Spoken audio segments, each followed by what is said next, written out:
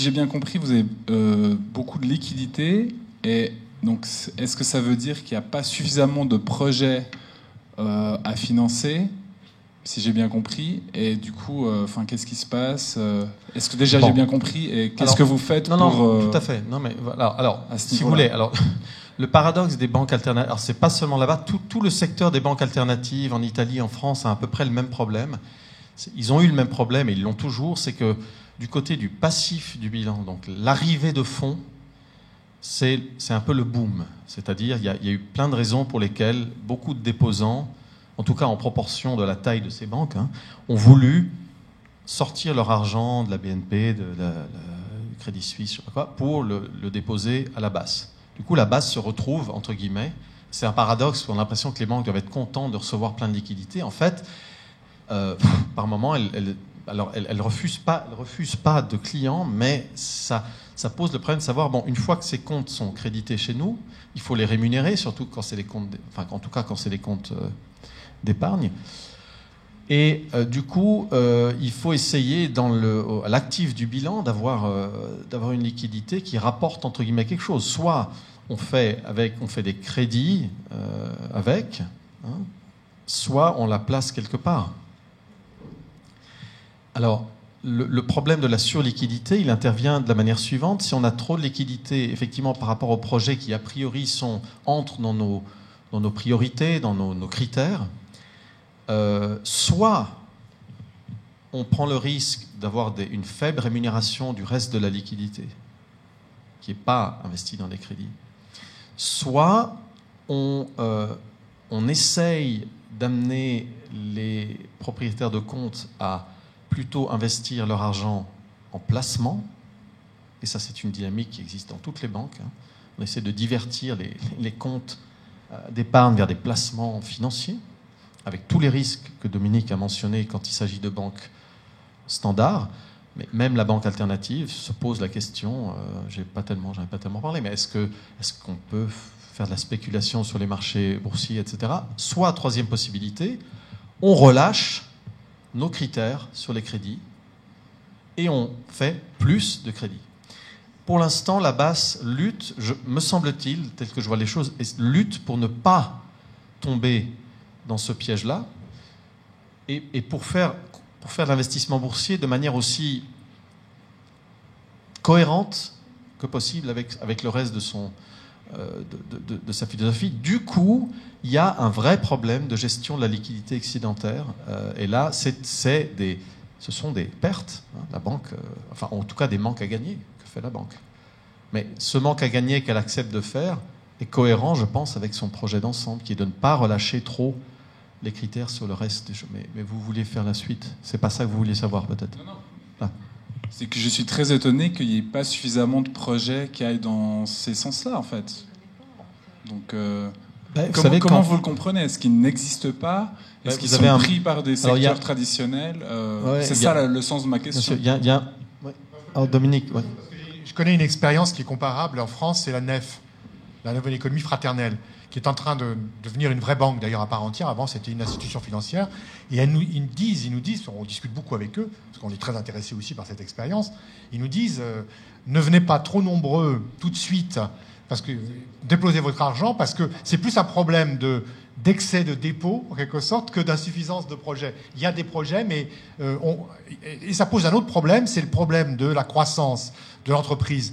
C'est-à-dire que pour que l'entreprise se développe bien, il faut maîtriser la croissance. Tu parlais tout à l'heure de recruter de nouvelles personnes, les former, etc. Il y a une infrastructure logistique, informatique et tout à mettre en place. Et donc, eux, ils veulent maîtriser, contrôler la croissance, donc ils sont obligés d'aller doucement.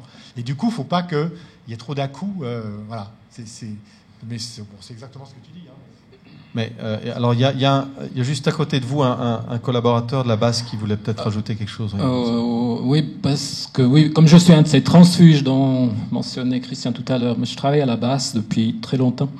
Juste pour répondre à cette question précise, la problématique, c'est pas tellement, en tout cas ces 10 ou 10 dernières années depuis la crise financière, c'était pas tellement qu'il n'y avait pas assez de projets, c'était plutôt qu'il y avait assez de projets, mais par contre, il y avait encore plus d'argent qui arrivait chaque mois, quasiment. Ouais, c'est ça. Et c'était facile d'ouvrir un compte, mais ça prenait plus de temps monter un dossier crédit et de l'analyser, etc., etc. Ça, c'est le premier point. Et puis le deuxième point, c'est que comme toutes les banques avaient beaucoup trop d'argent, parce qu'il y a beaucoup trop d'argent qui était injecté dans le système par les banques nationales, les banques centrales, pardon, il y avait une très forte concurrence, y compris pour les bons projets intéressants sous l'angle socio-écologique pour la banque.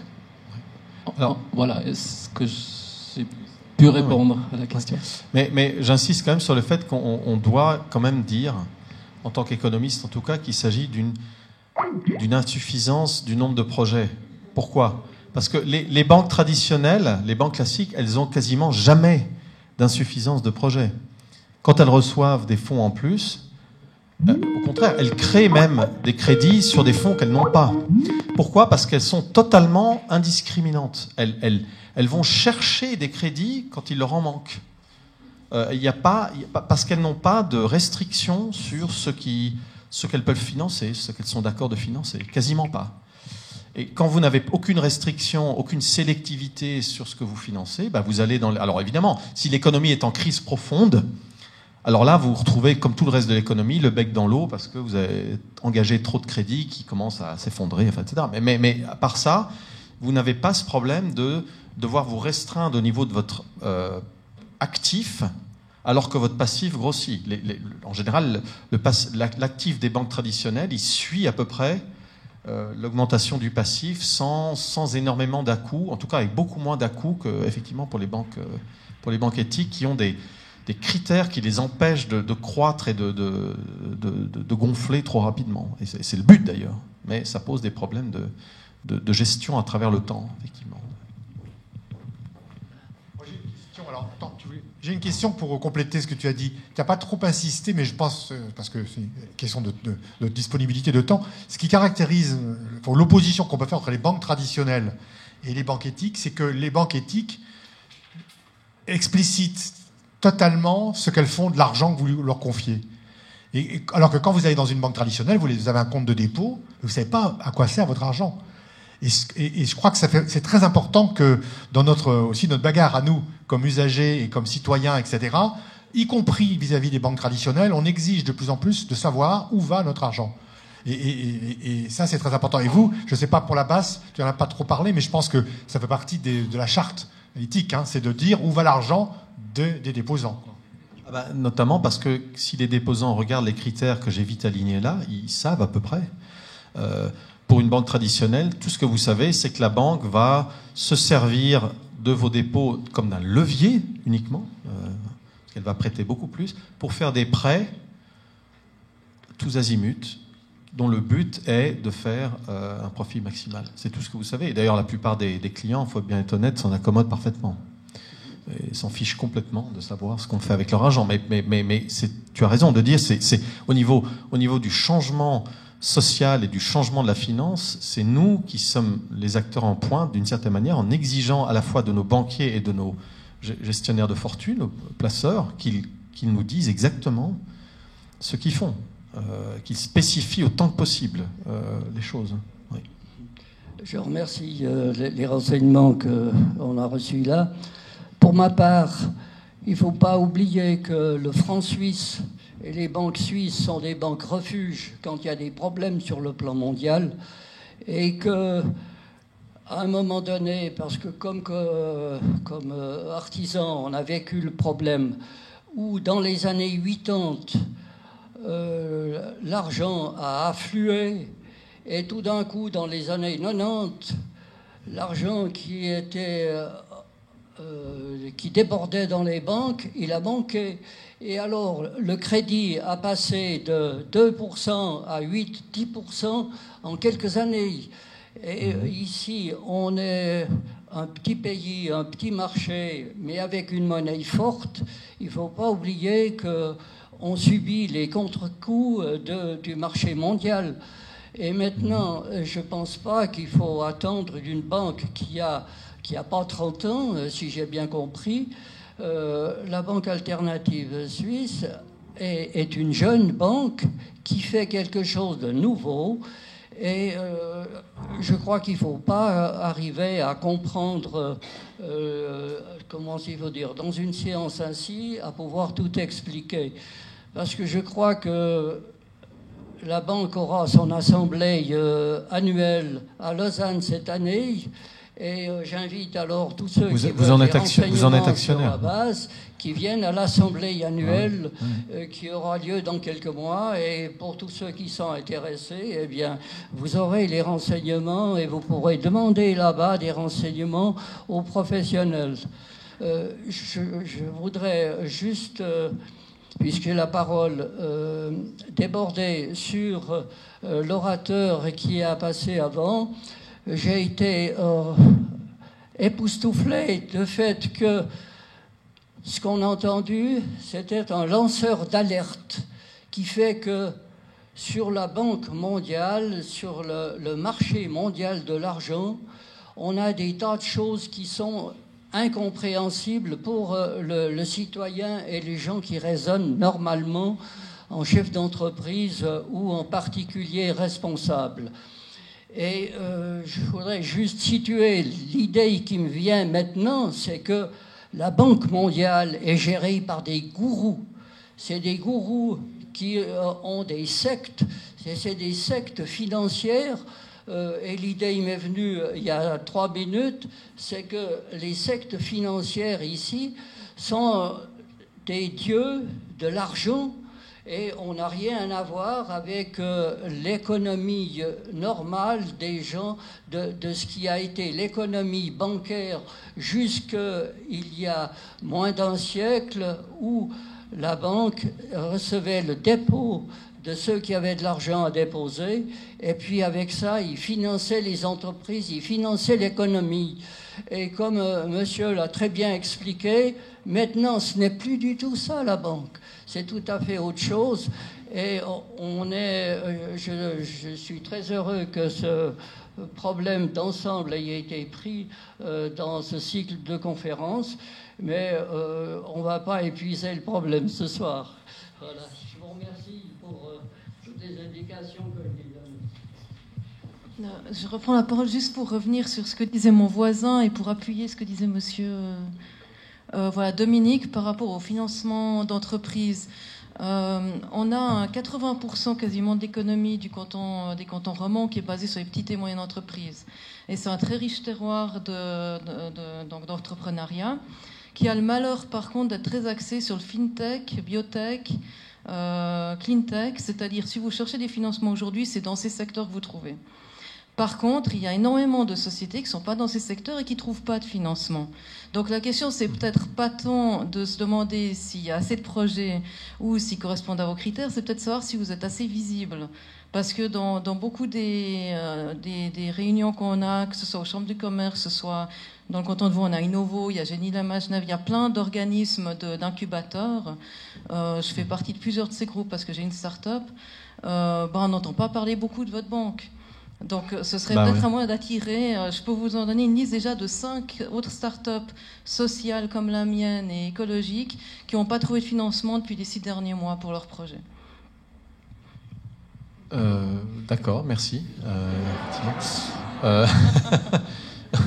Mais bon, voilà, là je sortirai de mon rôle si je commence, je vais le dire quand même, mais passez à la basse vos renseignements. Mais ça, c'est pas mon rôle de faire du conseil client, c'est pas mon truc. Mais effectivement, mais ceci dit, vous avez raison. Le problème de la visibilité, il est pris très au sérieux par les petites banques comme ça. Et c'est à la fois un problème budgétaire, c'est-à-dire la com et le marketing, ils n'ont pas les moyens qu'ont les très très grandes banques. Et effectivement, la base souffre encore d'un déficit de connaissances. Alors ça s'est pas mal amélioré. Ils ont fait une étude récemment. C'est pas mal amélioré en Suisse allemande en tout cas. Suisse romande peut-être un peu moins. Mais ça reste assez confidentiel et c'est un gros travail. Enfin, moi, je m'y attelle au niveau académique, mais il y a pas seulement pour la base, mais pour la logique globale de la banque alternative. Mais c'est lent, mais en même temps, je pense parfois même des petites réunions comme aujourd'hui ont le potentiel d'essaimer. S'il y a des gens comme vous qui êtes dans des positions où vous pouvez en parler assez rapidement à pas mal d'autres, ça peut aller assez vite. Donc la BAS ou d'autres, hein, je ne dis pas que vous devez... mais effectivement, c'est... Bonjour, moi j'ai une petite question pratique qui s'adresse à n'importe lequel de vous trois. Aurore, ça va être à toi alors. Non. J'entends pas bien. Les marchés de gré à gré, les marchés secondaires, les marchés interbancaires, dans la pratique quotidienne des banquiers financiers, ça se passe comment? Ouh là là. Alors là. Bon, Aurore, tu y vas ou pas? Mais j'ai pas entendu la question. Les marchés secondaires, les marchés over the counter et les marchés interbancaires, ça se passe comment dans le concret quotidien? Vas-y. Oh, ça faut demander à Dominique Plion. Quand on a Dominique Plion, alors là. Mais c'est énorme, c'est énorme. Mais allez-y. Vous pouvez préciser votre question, ça se passe comment? Ça veut dire quoi? Ah, vous voulez savoir comment ça marche? Ah, d'accord. C'est le principe, d'accord. D'accord. Le marché interbancaire, est-ce qu'il y a une firme de clearing entre les banques? D'accord. Ah oui, vous voulez savoir comment ça marche. Ouais. D'accord. Et le marché, qu'est-ce que secondaire? Alors, les marchés de gré à gré, ce sont des marchés sur lesquels les opérations se font entre deux acteurs, le plus souvent, comme on dit, de gré à gré, d'accord, et sans que les autres acteurs du même marché le sachent nécessairement. C'est-à-dire que et d'autre part, c'est des marchés non organisés. C'est-à-dire qu'il n'y a pas d'autorité de marché pour réguler le marché, fixer des règles, etc. Alors qu'on oppose au marché de gré à gré les marchés organisés, où là, il y a une autorité, qui peut être un acteur privé, hein, c'est pas forcément une autorité publique, bien sûr, et qui fixe des règles, et tout le monde sait ce qui se passe. C'est un marché où il y a une information. D'accord ? Donc, du coup, c'est un mode de fonctionnement complètement différent. Et ce qu'il faut savoir, c'est qu'en effet, aujourd'hui, dans la finance moderne, enfin contemporaine, la plupart des opérations sont sur les marchés de gré à gré. Par exemple, prenez un des marchés les plus volumineux en termes de volume d'opérations, c'est des produits dérivés. Ben, l'essentiel des produits dérivés aujourd'hui sont faits sur les marchés de gré à gré. C'est-à-dire que les gens font ensemble, 2 à 2, leurs transactions. Hein. Et oui, il y a des brokers, mais pas sur toutes les opérations. Hein.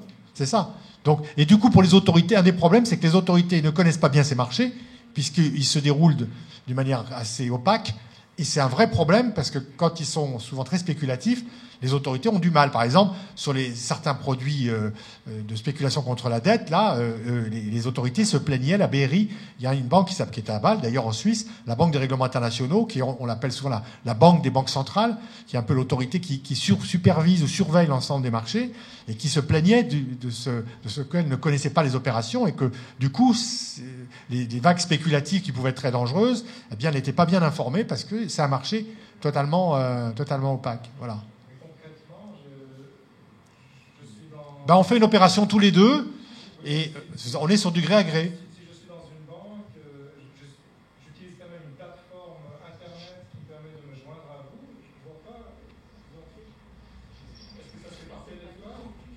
Oui, les gens se joignent par téléphone. Alors, tu parles de broker. Oui, il y a aussi des intermédiaires. Tu vois. Oui, votre banquier peut sur votre demande, trouver une contrepartie. Mais la différence, c'est que alors ça peut passer par des plateformes, ça peut passer par des brokers, ça peut passer par ou vous-même, si vous êtes inscrit sur des plateformes, vous le faites directement vous-même. Mais vous êtes un exportateur, vous êtes une entreprise qui fait de l'exportation, vous travaillez sur le dollar, vous avez une recette en dollars. Je veux me couvrir contre une baisse éventuelle du dollar. D'accord ? Je cherche une contrepartie. Je vais voir mon banquier, je lui dis, est-ce que vous pouvez me trouver une contrepartie qui accepte de faire l'opération inverse, c'est-à-dire d'avoir une dette en dollars sur mes dollars, et du coup, vous êtes couvert. C'est-à-dire que comme ça, il va pouvoir, si le dollar baisse, vous êtes compensé, quoi. Donc ça, c'est typiquement une opération de gré à gré. Voilà. Est-ce que c'est plus clair? Non? Un peu plus clair. Bon. Ça va être du sur-mesure, en fait. Oui, c'est du sur-mesure, là. Mais oui, en général. Du sur-mesure en fonction du besoin du client, et c'est pour ça que c'est excessivement problématique, parce que pour un régulateur qui veut vraiment réguler, hein, ça arrive qu'il y en ait, ça veut dire qu'il y a un nombre de produits absolument incalculable, si vous voulez, quoi. Il y a autant de produits que de clients et à gérer, à suivre, c'est peine perdue, surtout qu'on est souvent aussi sur des modèles propriétaires, c'est-à-dire sur des modèles où on n'a pas forcément le droit d'accès facilement, etc. Le secret des entreprises, ça existe aussi, donc c'est excessivement compliqué à réguler. Je suis désolée, j'avais pas bien entendu la question, c'est pour ça aussi que je me suis lâchement reposée sur Dominique. Mais quand on a Dominique Plion sous la main, faut pas hésiter à le capturer. Le marché interbancaire, ça c'est quelque chose d'extrêmement important. Ce qu'il faut savoir, c'est quand vous regardez le bilan d'une banque, vous apercevez que 20 à 30% de ces opérations, en volume, du côté de l'actif comme du passif, c'est-à-dire des créances comme des dettes, sont les opérations interbancaires. C'est-à-dire que les banques sont des acteurs qui font énormément d'opérations entre elles. C'est pour ça qu'elles sont interconnectées. Et c'est pour ça qu'elles sont systémiquement dangereuses. C'est-à-dire que l'effet de domino peut se produire. Parce que comme elles ont toutes des créances les unes sur les autres, ou des dettes les unes sur les autres, s'il y en a une qui arrête à un moment donné, qui est défaillante, eh bien, elle va mettre en difficulté celle à qui elle a emprunté, qui elles-mêmes seront en difficulté, et ainsi de suite. Et donc, ce marché interbancaire est extrêmement important. Alors, il est régulé par la Banque centrale. C'est-à-dire, la Banque centrale, la politique monétaire, ça consiste essentiellement aujourd'hui, pour une banque centrale, à acheter et vendre la liquidité, à injecter, si vous préférez, ou retirer de la liquidité sur les marchés interbancaires pour faire monter ou baisser le taux d'intérêt et pour essayer d'avoir la liquidité qui lui paraît souhaitable à un moment donné pour l'économie, compte tenu de sa situation.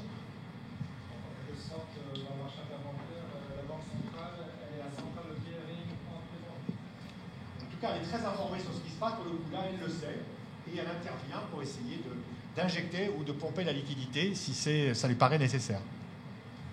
Et du coup, j'ajoute juste que du coup, des banques alternatives qui ont très peu recours, ou presque pas, au marché interbancaire, se protègent. C'est une des raisons pour lesquelles on a vu les courbes de croissance de la base sont relativement peu impactées par la crise de 2008, qui a été d'abord aussi une crise de confiance entre les banques. À un moment, elles ont arrêté de se prêter entre elles, leurs bilans sont effondrés. Quand vous n'êtes pas là-dedans, vous n'avez pas ce risque-là. Vous en avez d'autres, mais vous n'avez pas ce risque-là. Et si je peux ajouter quelque chose qui est bien aussi sur la question des banques éthiques, ce sont des petites banques. Et les petites banques, ça finance des petits projets. Qui dit grande banque dit financement de grands projets, de grandes entreprises qui posent des problèmes aussi démocratiques. On peut le voir notamment, nous, en France, on a des mastodontes à la fois bancaires et des entreprises. On a parfois un petit peu du mal à se séparer, notamment quand elles font par exemple du nucléaire ou ce genre de choses. Et ben voilà, donc c'est aussi ça la force des entreprises, des entreprises éthiques, c'est que elles restent petites. Et moi j'aimerais bien savoir d'ailleurs si dans les statuts de la banque il y a cette idée de rester petite, parce que qui dit petite banque dit petit financement de petits projets, de PME, etc. Et qui dit grande banque dit financement de grands projets. Voilà, c'est un point sur lequel je voulais insister. Oui, donc pour répondre, en tout cas pour la base, que je ne connais pas tous les statuts des autres banques, à ma connaissance, ce n'est pas inscrit dedans, mais tout dans les choix et les critères d'une banque alternative souvent concourt à ce qu'elle ait une croissance qui est auto-freinée, si tu veux. Enfin, je veux dire, comme elle ne s'autorise pas des gonflements et des bonds, etc., des sauts énorme, elle ne peut pas croître plus que son petit portefeuille de projets qu'elle s'autorise à financer. Du coup, alors malgré tout, elle peut avoir des problèmes de croissance. Dominique l'a dit, dans le recrutement notamment, s'il faut rapidement des gens en plus, on ne les trouve pas toujours. On trouve des transfuges de grandes banques qui ne sont pas, sauf évidemment dans le cas de Dominique, mais tous les autres peuvent potentiellement poser l'autre Dominique, pas Plion, mais Bretagne, peut poser des problèmes de motivation, d'adéquation par rapport au profil, etc. Mais je pense que la croissance de ces petites banques, elle est organiquement lente. Et je suis assez d'accord avec toi, c'est le but et c'est bien comme ça. Pour compléter juste ce que vous venez de dire tous les deux, c'est très important. Si je prends la France, mais je pense que c'est vrai aussi en Suisse, le drame de la période actuelle, c'est que toutes les petites banques locales ont disparu, ont été rachetées par des grandes banques, absorbées, et donc aujourd'hui, on n'a plus cette irrigation du tissu local, notamment des entreprises, mais aussi des particuliers, des artisans, etc., qui fait défaut. Or, dans la transition écologique que nous souhaitons, c'est essentiellement un modèle décentralisé, avec une relocalisation de l'activité et la multiplication de petits acteurs. Et aujourd'hui, le modèle bancaire dominant est totalement inadapté. C'est pour ça qu'il faut démanteler les grandes banques et qu'il faut revenir à un modèle de petites banques. Donc ça rejoint exactement ce que Aurore disait, quoi, et ce que tu disais aussi. Si on ne développe pas des banques de petite taille, localisées, enracinées dans le local, dans le territorial, on ne réussira pas la transition. C'est un vrai enjeu. Hein.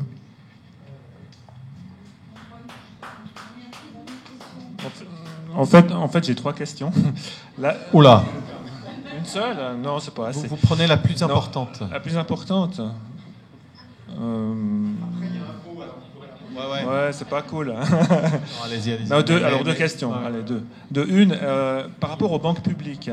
Est-ce qu'il existe déjà aujourd'hui des banques publiques, par exemple fondées par des villes, des collectivités, de ce genre de choses, pour financer des projets? J'avais vu un documentaire sur Copenhague qui a l'objectif d'être autosuffisant en 2020 en termes d'énergie renouvelable.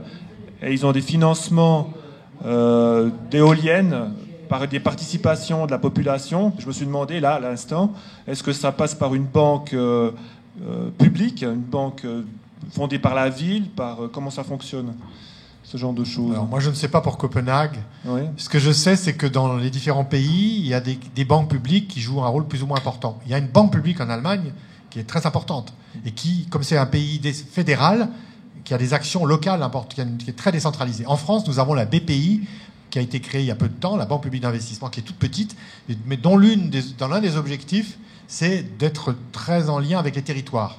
Donc, mais nous, la critique qu'on fait, c'est que, elle est trop petite, donc elle n'est pas assez ambitieuse en termes d'activité, et capitalisation. Et deuxièmement, elle a des critères de rentabilité traditionnels, à la différence d'une banque éthique. Et ça, c'est un vrai problème pour une banque. Pour une banque publique, c'est pas normal. C'est pas quelque chose de compréhensible, d'acceptable, quoi. Donc, on n'est pas d'accord avec ce modèle, quoi, de banque. C'est comme la Banque européenne d'investissement, qui est une grosse banque publique. Eh bien, c'est une banque qui a des critères de rentabilité standards. C'est pas normal pour une banque publique d'investissement. Puis la deuxième question, ça concerne les monnaies locales. J'ai vu certaines initiatives de monnaie locale dans d'autres pays. Il y en a une en Suisse, c'est la VIR. Comment ça fonctionne dans les autres pays Non, alors, la VIR n'est pas une monnaie locale. Le VIR est une monnaie entre entreprises au niveau suisse. D'accord. Mais il y a le Léman, par exemple. Alors, parlons peut-être des monnaies locales. Comment ça fonctionne? Ça passe par une banque? Comment est-ce que c'est géré? Non, très rapidement... ok. D'accord. Okay. Qui est déjà sur YouTube. Oui, bon.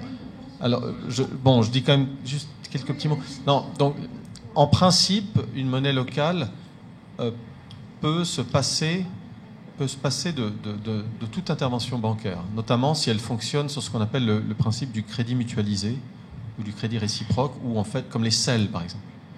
Les systèmes d'échange locaux, c'est en fait une monnaie locale dans un réseau petit qui donne aux gens dans le réseau un droit de tirage sur ce réseau. Ça, c'est une monnaie. C'est la définition d'une monnaie. Et vous pouvez faire ça sans aucune banque. Il faut une autorité de contrôle et il faut de la comptabilité, il faut une gouvernance du réseau, mais ça ne doit pas du tout être une banque.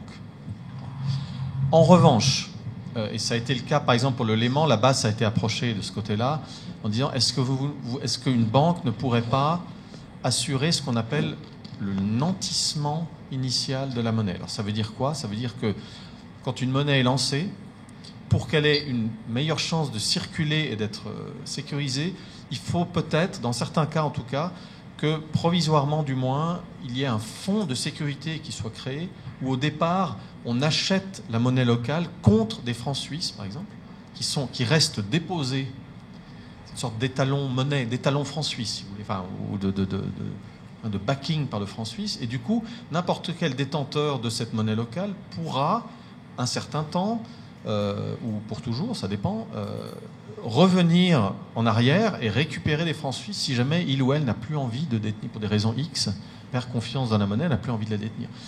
L'espoir, évidemment. Et ça, en général, ça peut être une banque, parce que les banques ont la logistique pour assurer la redistribution de cette monnaie, mais ça ne doit même pas l'être nécessairement. À part ça, les monnaies locales n'ont pas spécialement besoin des banques existantes. Il faut une autorité de contrôle, il faut une autorité qui gère le cash flow de cette monnaie, mais ça ne doit pas être une banque nécessairement. Ça pourrait être une institution publique, ça peut être une ONG, ça peut être... Si je peux juste ajouter un mot, il y a un exemple au Brésil de lien entre banque et monnaie locale. Il y a une banque de microcrédit, la banque Palmas, exactement. Ouais. Voilà, où on a là le cas d'une banque qui fait du microcrédit dédié aux pauvres, notamment pour qu'ils puissent un peu mieux s'installer dans les bidonvilles, et avec une monnaie locale qui est là pour dynamiser, pour le coup, le tissu économique. On est beaucoup moins sur les questions de voir une monnaie locale avec une ambition écologique, par exemple. On est plutôt sur essayons de faire en sorte qu'il n'y ait pas une fuite des capitaux quand les gens consomment, qui aillent vers l'extérieur. Essayons de faire en sorte que la monnaie soit utilisée sur le territoire pour qu'elle puisse redynamiser l'économie locale. Mais juste une petite parenthèse sur les monnaies locales pendant que j'ai la parole et que j'ai eu la chance d'entendre la question cette fois-ci, c'est que on a énormément de projets aujourd'hui sur la question des monnaies locales.